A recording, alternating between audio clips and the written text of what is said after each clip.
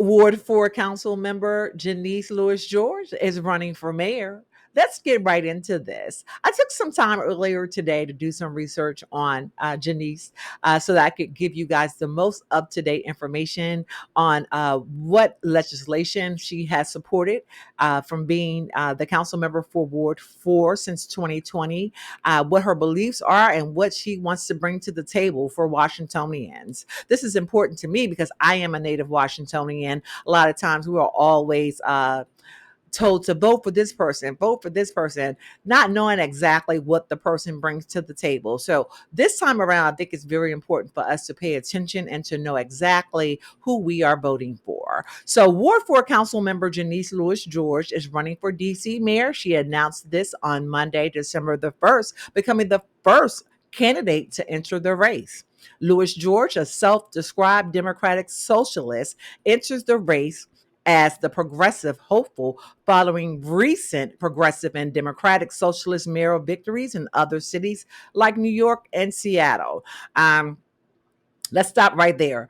It's been said in the past that whatever happens in New York and California also happens in Washington D.C. So that leads me to believe that we're moving towards a Democratic Socialist mayor. So, what is democratic socialism? We first need to examine that.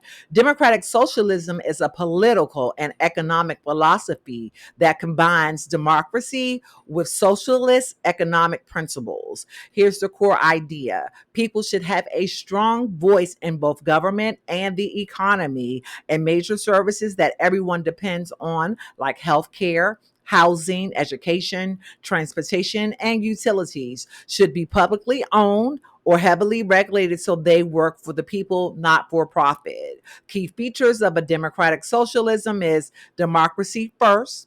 Decisions are made through elections, voting, and public participation, not through authoritarian rule. It keeps full political freedoms, speech, press, religion, voting rights, etc. Public ownership of major sectors, large or essential industries like healthcare, energy, public transit, should be owned by the public or run as nonprofits. Strong worker rights, higher wages, stronger unions, worker cooperatives, and workplace democracy. Social guarantees, universal access to health care, affordable housing, college or trade school, child care, and paid family leave. Reduce inequality, uses progressive taxes and social programs to prevent extreme wealth concentration. Now back to Lewis. She plans to focus on public safety and economic issues such as lowering the cost of housing and childcare. She has previously been a vocal critic of federal interference in DC local affairs and the previous mayor's cooperation with the Trump administration's deployment of the National Guard troops. Lewis George was elected to the DC Council in 2020, defeating an incumbent and a key Bowser ally. Before that, she served as an assistant attorney general for DC. Her campaign quickly qualified for public financing through the Fair Elections Program, setting a record by obtaining more than 1,000 DC donors within just 4 hours of her announcement. Her entry into the race sets up a potentially wide open contest, the first without an incumbent in 2 decades, with other potential candidates like Councilmember Kenyon McDuffie also considering a run. I also researched some of the important pieces of legislation that she voted on as a council member since 2020, and this is what I came up with. Significant legislation and votes she supported or shaped were the Secure DC Omnibus Amendment Act, Crime and Public Safety Overhaul. Janice voted in favor of the Secure DC bill when it passed the council in 2024. She successfully amended the bill to keep the felony threshold for theft at 1,000 rather than lowering it to 500, arguing that lowering it would give more people felony records. She also helped revise the bill's provisions on mask bans. She led an amendment clarifying that the anti-mask provision would not criminalize people wearing masks for health religious, or First Amendment reasons, only applying it in cases tied to violent crimes. In addition, she passed an amendment to speed up record sealing expungement for returning citizens, aiming to reduce barriers to housing and employment for people with past convictions. Tenant protections, affordable housing, and renter rights laws. She introduced legislation to hold negligent landlords accountable, including the Housing with Integrity Amendment Act 2025, which would block landlords with repeated serious housing code violations from getting new business or building permits. On the broader housing policy front, she has championed expanded tenant protections, funding for building inspectors, and more deeply affordable housing.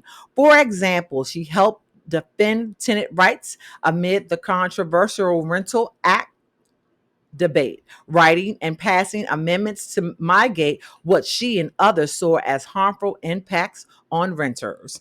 She also introduced the Extreme Heat Eviction Protection Act, which would prohibit landlords from evicting tenants during extreme heat waves, a public health and housing security measure. Labor worker protections and economic justice legislation. She co authored and helped pass the Wage Transparency Omnibus Act, which requires employers in DC to include salary ranges and job postings and prohibits screening candidates based on past wage history.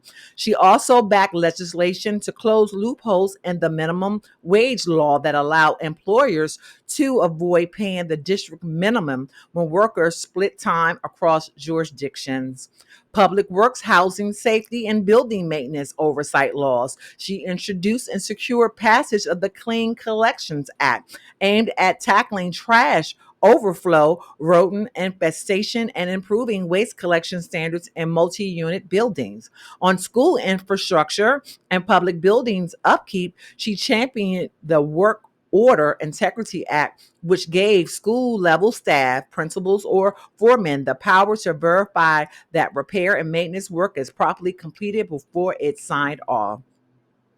Important votes she raised concerns on were she voted against a 2023 emergency public safety bill that expanded pretrial detention and made gun firing in public a crime, the only member to vote no on that bill. In 2025, she voted against extending the city's youth curfew authority. She argued that increasing police contact with young people, especially amid a surge of federal law enforcement present, pose a serious risk. Why this matters.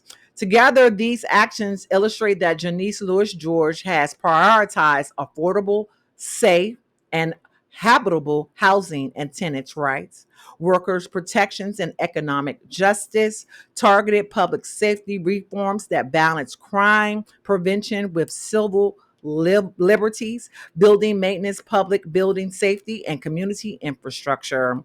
Because of her amendments and selective support opposed strategy, her votes often reflect a balancing act trying to protect civil rights, housing stability while responding to public safety concerns.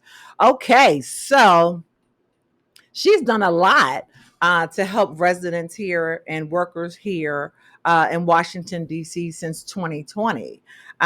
So this is someone that I'm going to watch closely as things unravel because I do know that, and I say this a lot on this channel, we have roughly 28 billionaires that live in Washington, D.C.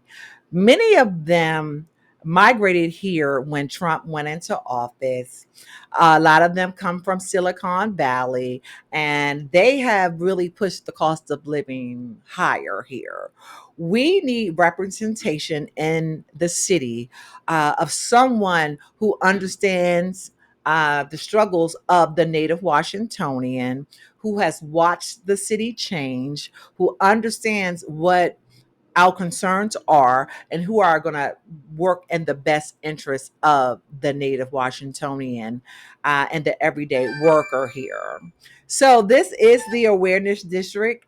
I am T Short. Please like, subscribe, share if you like this content. Please please show me some love, and I will continue to try to break things down on a layman's terms so that we all understand what's happening, how we can participate, and how we can just stay aware. Again, like, subscribe, share, and I'll see you again.